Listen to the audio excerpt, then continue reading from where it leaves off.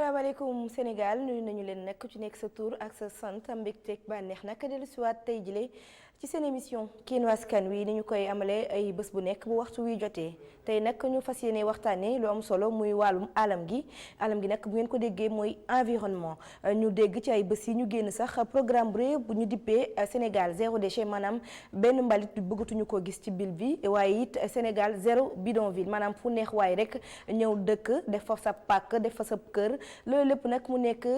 def lu la neex ci réew mi léeg-léeg sax dañ naan oto mbalit yi dañuy yéex a ñëw waaye ñi nga xamante ne ñooy buub mbalit yi it ci askan wi la ñu bokk lépp ku nekk rek am nga ci wàllu woo ci war a dox waaye boobu ba tey it gis nañ ne ci atum 2016 ba tey am nañ fi benn ONG boo xamante ne mi ngi tuddee boppam Sénégal propre ñoom boobu ba tey ñi ngi amal liggéey dañ leen gis ci mbedd yi dinañ leen gis ci marché yi dinañ leen gis ci activités yi ñuy mën nag benn campagne de sensibilisation 2016 2017 2018 ba 2019 njiitu réew mi daal di lancé benn programme ñu dippee ko zéro déchet mu mel ne ñaari tur yi sax benn la ñu dalal tey ci suñu plateau ki nga xamante ne mooy Modou Fall nag xam ngeen ne kenn dootu ko présenté ci sénégalais ak téléspectateurs yi déguisement am képp day wane ne ci mbirum alam gi lay daal di wax ONG Sénégal propre wala sax kuréel Sénégal propre nuyu la dalal ci suñu plateau. waaw alhamdulilah donc maa ngi leen di nuyu di leen fay di am mbégte bu baax teew ci seen plateau bi vraiment di ñaan tamit ñi nga xamante ni donc ñoom ñoo ñuy seetaan jamono yi ñu toll donc ñu dégloo ñoo xel te bañ ñoo dégloo xol. jërëjëf mi ngoog Modou Fall je pense que lu am solo la waaye balaa ñoo gën a xuus ci biir waxtaan bi rek dañuy daal di ànd ak waa régie ndax gis ngeen ko ne ci discours bi njiitu réew mi def bi ñu génn mi ngi wax ci mbirum set mi ak programme bi ñu dippee zéro déchet fii ci réew mi tey jii nag ñu génn waxtaan ak askan wi laaj leen naka lañ ko gisee waaye ñi nga xamante ne ñooy liggéey ci wàllu mbalit mi rawatina ñi nekk ci mbedd yi di baleek di buubak di dajaleek di lakk naka la ñuy jàngatee mbir mi waaye naka lañu gis ci comportement askan wi ñu ànd ak Mamadou bi passi soxo daal di koy seetaani dellusiwaat. ñi yëngu ci wàllum set di bale ci wet bi ay mbalit nekk fi loolu di wane ne seen liggéey jafe la ñu seetlu loolu fii ci Liberté 6 waaye daanaka diwaan yu bari ci Dakar loolu lañ fa seetlu. dëkk bi tilimut nit ñi ñoo tilim quoi ndax ñun dañuy chaque jour dañ ciy jàppante lii nii rek léegi nii rek am naa ci gàllankoor boo xam waa ji day teg pol ma ne ko xaaral oto mbalit mu ne ma xaaruma ko damay xëy. président de la république ci bataaxal bi mu jëmale ci askan wi di ñaax ñu xeex salte bi ci dëkk bi mu daal di dig ne dina taxawal benn grand prix ngir récompenser association yi gën a farlu ci wàllu wi. concurrence dafa war a am ndax boo déggee ne kee defal nañ ko loo xam ne nii kawe na njortam rek keneen day bëgg a prier ndax Sénégal loolu bëgg. waruñu woon xaar ba Macky Sall di ñu wut di jël boobu dogal di ko jaare ci ñun ñoo waroon jël suñu initiative bopp jóg pour seetal suñu dëkk. waaw dëkk bi moom mel na Macky Sall rek moomu ko ñun ñëpp ñoo ko bokk seetal moom ñun ñëpp la war. ñu bëri nag jàpp ni jarul woon xaar président ngir seetal dëkk bi waaye balaa boobu faaw ñu yar nit yi ci kër yi ba pare.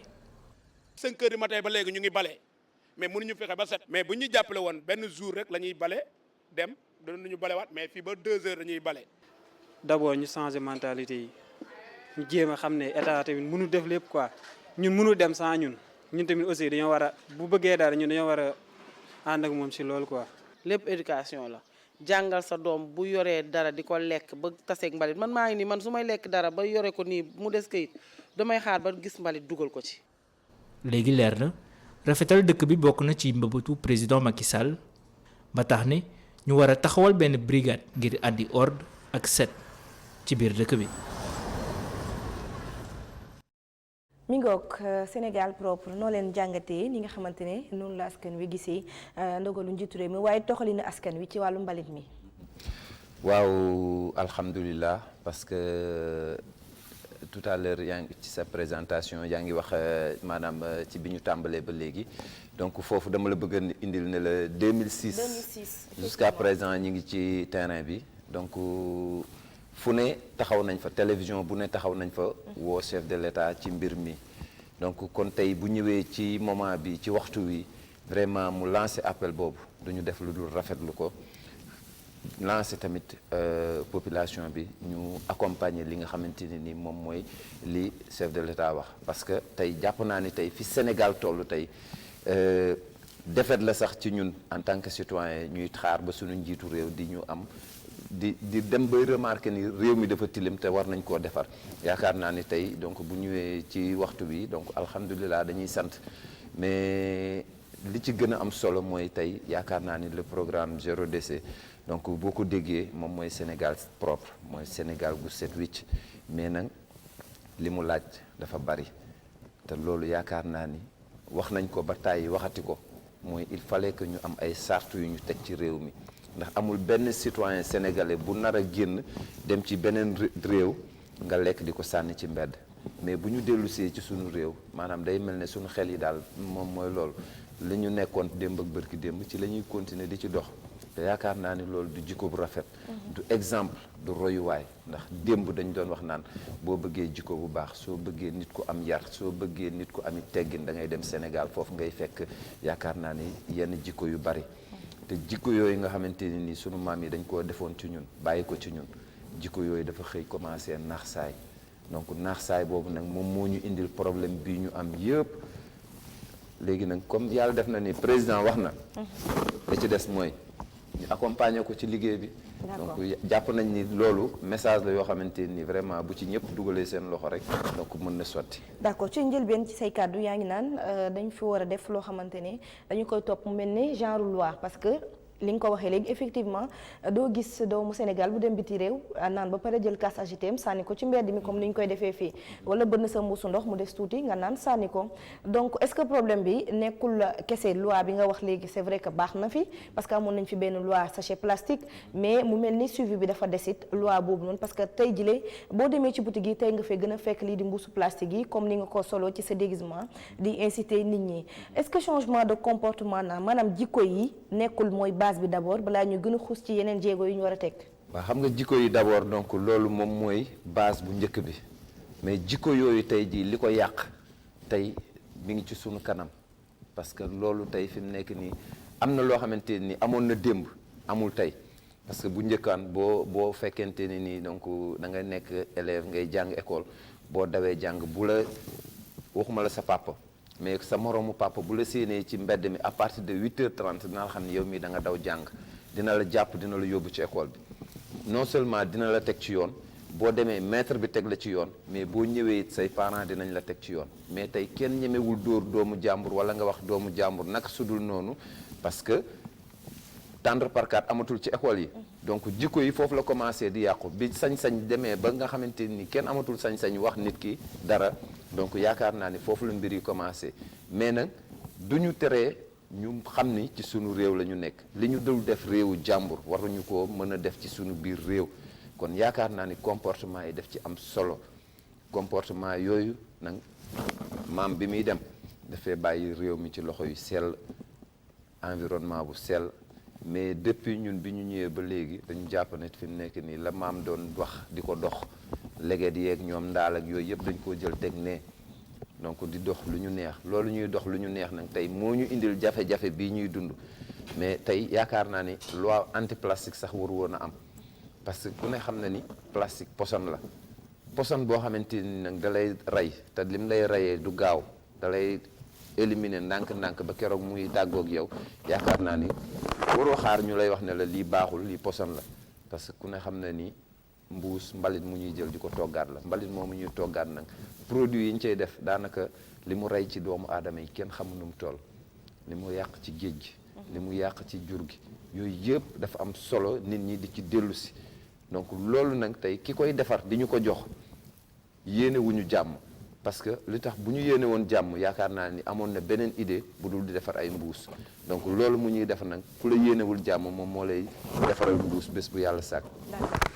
yéen 2006 ba tey yéen a ngi ci xeex bi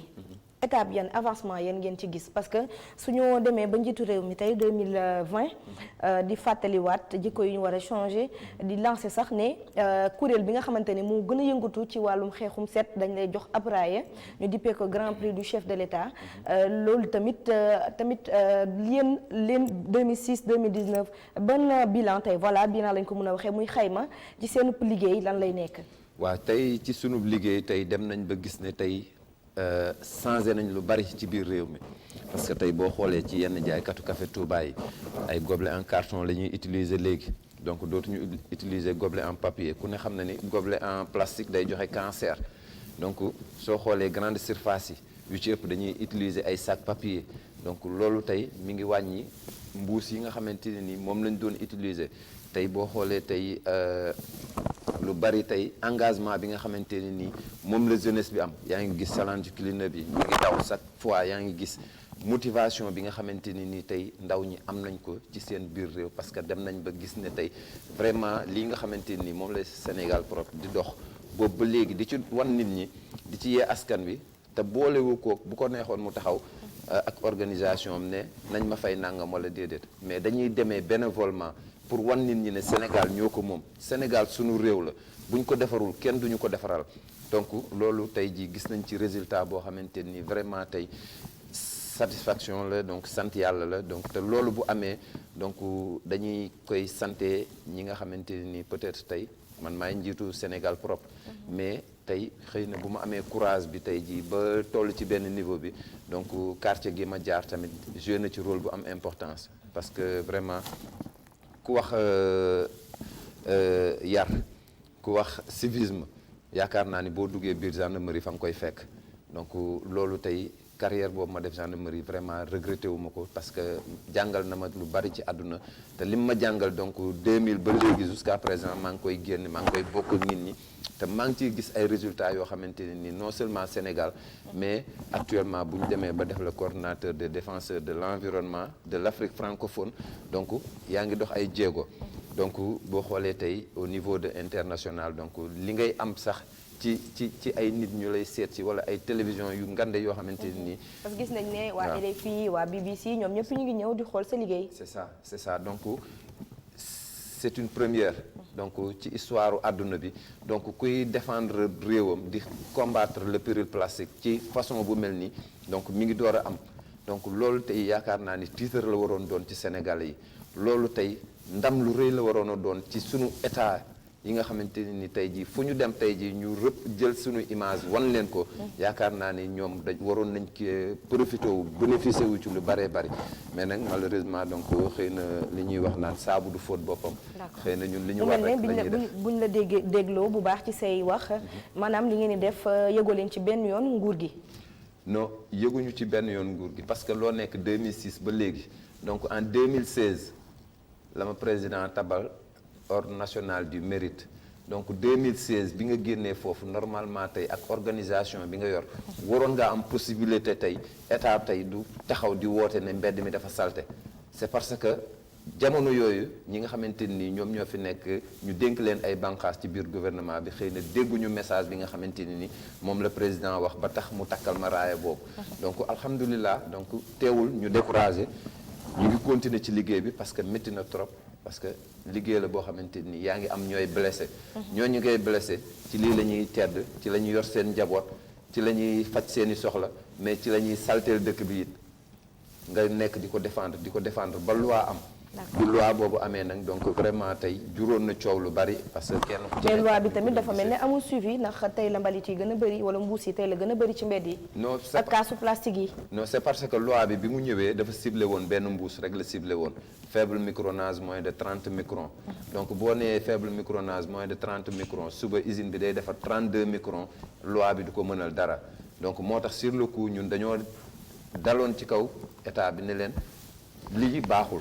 bu ñu koy def dañuy tere mbuus définitivement wala ñu bàyyi ko parce que ku ne xam na ni tey boo demee hôpital Dantec wala nga dem hôpital Fann les maladies cancérigènes mais ñoom ñoo fa ëpp soo duggee ci biir Albert Royer xale yi nga xamante ni dañu amee feebaru asma mais ñoom ñoo fa ëpp te dara warul leen ko lu dul pollution de l'air plastique bi ñuy taal plastique bi nga xamante ni dañ koy gas suuf ci di ko suul donc loolu tey jii bi ñu demee ba affaire boobu nekk si donc yaakaar naa ni le nouveau ministre Abdou Karim Sall bi mu ñëwee donc ci la xoolaat loi bi ne lii baaxul il fallait ñu defaraat ko parce que mënoo ne mbuus bi moo baax bii baaxul donc bi mu ñëwee nag ci liggéey boobu nag vraiment def na ci jéego yu am solo ndax boole na ci gobelet yi boole na ci bouteille en plastique yi boole na ci paille et nu mu tuddati mbuusu ndox yi donc loolu yëpp yaakaar naa ni d'ici 3 mois population bi dinañ xam ni tey mesures yi nga xamante ni vraiment état bu Sénégal jël na ko ñun rek lay dimbali. d'accord yéen ngi koy wax léegi ne yéen gisoo leen ci benn yoon nguur gi mu dugal loxoom ci yéen liggéey bi nga xamante ne yéen koy def bi ñuy lancé zéro déchet dafa mel ne yéen nekkoo woon leen fa gis nañ tamit ci camion yi nga xamante ne ñooy faral di buub mbalit bi ñu def ci li ñu dippee Sénégal propre te loolu dafa mel ne yéen seen yëf la maanaam yéen a ko moomal seen bopp est-ce que mun nañ comprendre lan moo waral loolu wala da ngeen déggoo ak ñoom pour ñu mun a utiliser yéen li nga xamante ne depuis 2016 yéen a ko lancé. merci beaucoup parce que laaj boobu yaakaar naa ni même boo ma ko laajul woon sax man dinaa ci profité ci invitation bi pour mun cee wax parce que loo nekk 2006 ba léegi donc ñun suñu première génn télé Canal Info moo ñu njëkk a génnee télé en 2006 marché Sandaga donc bu ñuy dox ci loolu tey jii ba dem ba ñu gis ne tey lii moom mooy meilleur slogan boo xamante ni mën nañu génnee ci jafe-jafe yi donc li gënoon a rafet mooy ñu wooñu ci njekk ak teraanga bi ñu woowee wax ak ñun donc ñu xam ni kat Sénégal moo ñu ñor moom moo ñu tax a jóg mais ñu ànd liggéey parce que kuy liggéey presque 18 ans mosoo dégg salaire yaakaar naa ne bu ñu la état ne kaay di nga daaw ba rëq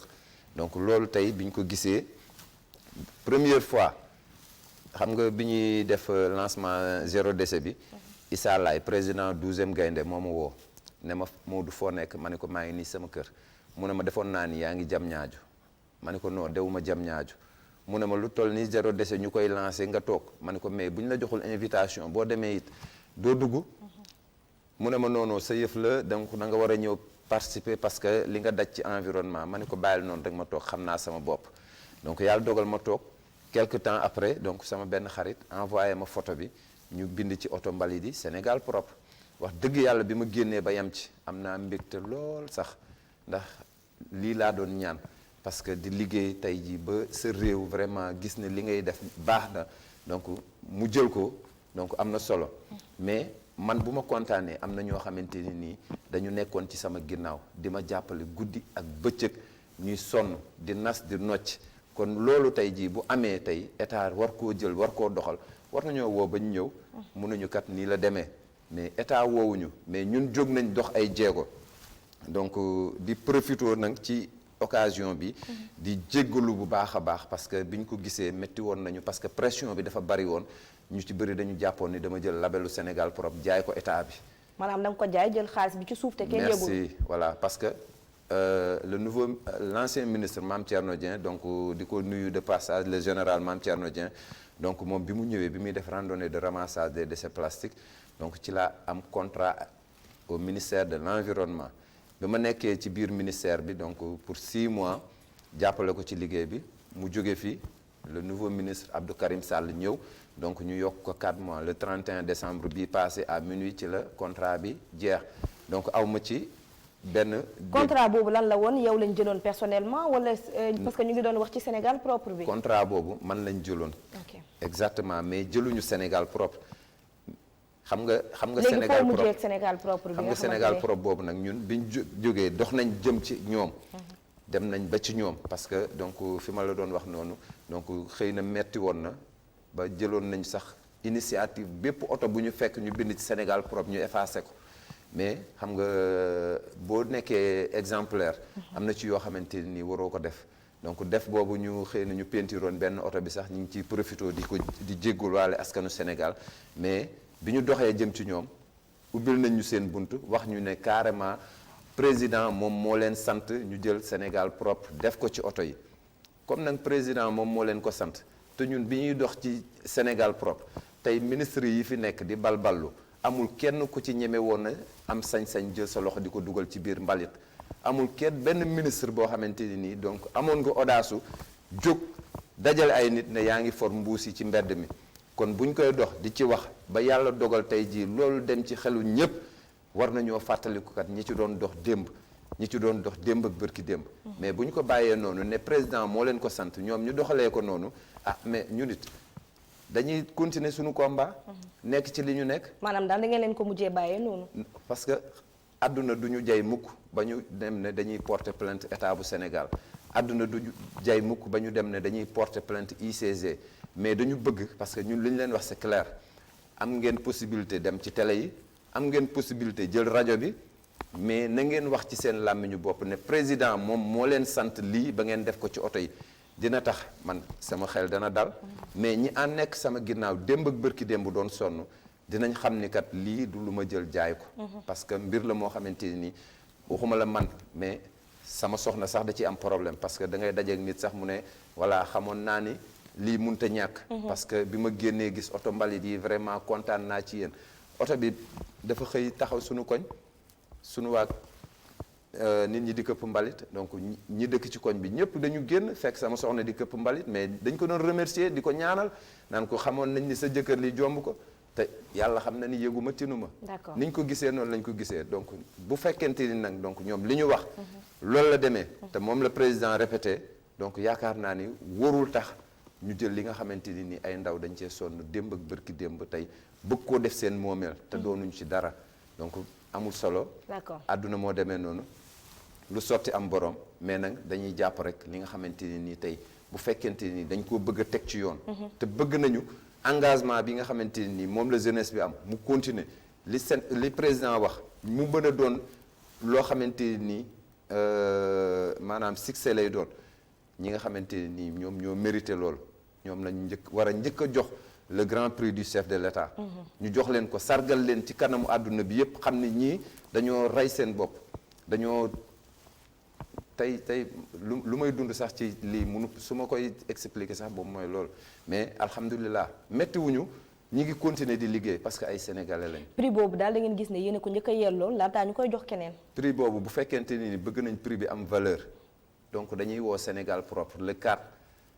devant tout le monde ñu ne leen prix bi li ngeen ci dox boobu ba léegi parce que président bu may jox ordre national du mérite daf ñu ne woon lii teeñ bi la woon. yan baa ngi ñëw. kon yan bi ñëw na nag bu ko kenn yanu bàyyi ñi nga xamante ni ñoo ci doon dox démb ak bërki démb tey la ñu gën a mën a ànd ak ñoom fuñ ñu woo dinañ ñëw buñ ñu woowul tamit dinañ sol seen dàll dem fa parce que Sénégal rek moom moo ñu ñor donc loolu nag pour ñu mën a ànd liggéey bi gën a jeunesse bi gën cee yëg seen bopp mooy bés boobaa pour ñu mën a gën a am impact bi ñuy wët mooy fexe ba prix boobu ñu jagleel ko ñi nga xamante ni ñoom ñooy Sénégal propre. d'accord balaa ñuy terminer rek ñu ngi la gis nga yore ay sachet dafa mel ne sachet yi tamit ci combat bi la bokk pour ñu jëlee fi mbuusu plastique yi. lii ay sachet la yoo xamante ni c'est juste pour montrer ni alternative mën na am alternative bi fii lañ koy defaree fii ci biir réew mi. ci biir réew mi tëngéej lañ koy jéggaani parce que usine bi koy defar fii day jaay Gabon day jaay Côte d'Ivoire day jaay ba Mauritanie mais kooku war na mën a satisfaire Sénégal donc problème bi li ci nekk mooy gis nga jaayu mbuus mook jaay drogue ñoo yam boo ko jaayee ñaari at bu la neexee nga bàyyi ko def leneen mais problème bi mooy tey conséquences yim ñuy indil donc mënuñu ko rattraper parce que boo xoolee mbuus bi mu amee Sénégal yàggul mais musiba yim ñu indil surtout mbuusu ndox yi ku neex waaye jóg créer sa entreprise bopp nekk ci sa biir kër di sol ban ndox ngay sol ban ndox ngay jaay nit ñi ba xam nga yooyu yëpp ça pose problème xoolal kaasu café yi boo duggee tey boo demee tey oto mbalit bi bu la rombee ñaata paana ki siège ngay romb donc loolu tey jii ñoom ñu koy yàpp di ko yóbbu di ko jox usine bi ñu di ko toggaat di ñu ko joxaat ñi ngi rey askan bi. saafara bi du yomb de. saafara bi du yomb. parce que bomb bi du yomb faj ndax dafa yàgg. parce que problème bi mooy gis nga tant que ñi nga xamante ni ñoom ñooy les grands pollueurs teguñu leen ci charte yu normal yaakaar naa ni li ñu bëgg a saafara du saafaru mais nag comme gis nañ ni loi bi may na leen 33 mois donc loolu ñi ngi ciy am yaakaar. donc di xamal sénégalais yi rek ne mbuus musiba rek la ci réew mi. bientôt ñi ngi wax ne pétrole mi ngi feeñ ci géej gi impact environnemental yi mesuré wuñu exactement nan lay toll day gën a yokk parce que mbalitu pétrole boobu tey bokk na ci li ñuy defaree mbuus di ko dalee diggante Saint-Louis ba Dakar dinañ am problème mu benn yaboy tey actuellement ñi ngi toll ci benn yaboy 200 ki 300 mais am na génération boo xamante ni bu weesoo ñu mbuus ñëwee yi pétrole bi ak changement climatique c'est ça jafe-jafe yi dina gën a bëri day ci gën a wàllum bëri. alam gi Day ñu gën a bàyyi la bëri. nga tàggoo bu baax Malick Fall. li may tàggoo rek donc di wax askanu Sénégal ñu xam ni tey lii nga xamante ni nii moom la président wax ñun ñëpp ànd nañ ci te incha allahu rabbi nit ñi nañu jóg am engagement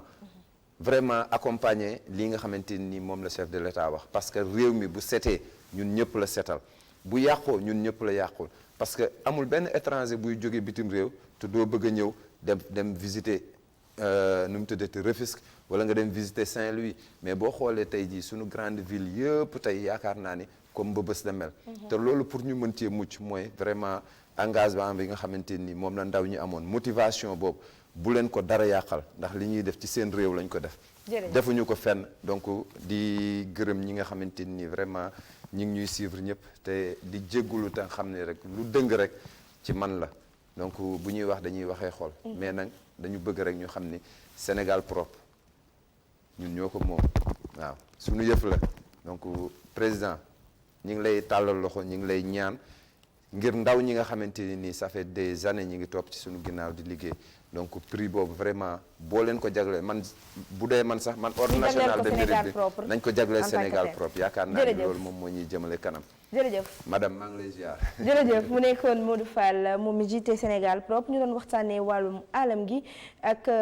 prix bi nga xamante ne di raaya bi njiitu réew mi war a jagleel kuréel gi gën a yëngatu ci wàllum set setal jëlee mbalit mi nañ ko def nag suñu yittee bopp ndax réew mi ñun ñëpp ñoo ko bokk fu waaye gis mbalit rek mu nekk sa biir kër wala ci mbedd mi nga jëm ko yóbbu ci bërëb boo xamante ne wota mbalit bi dina ko mën a yóbbu jox leen dig daje ba ëllëg ak jàmm antenne libre lay nekk nag pour yéen téléspectateurs yi sant leen gërëm leen bu baax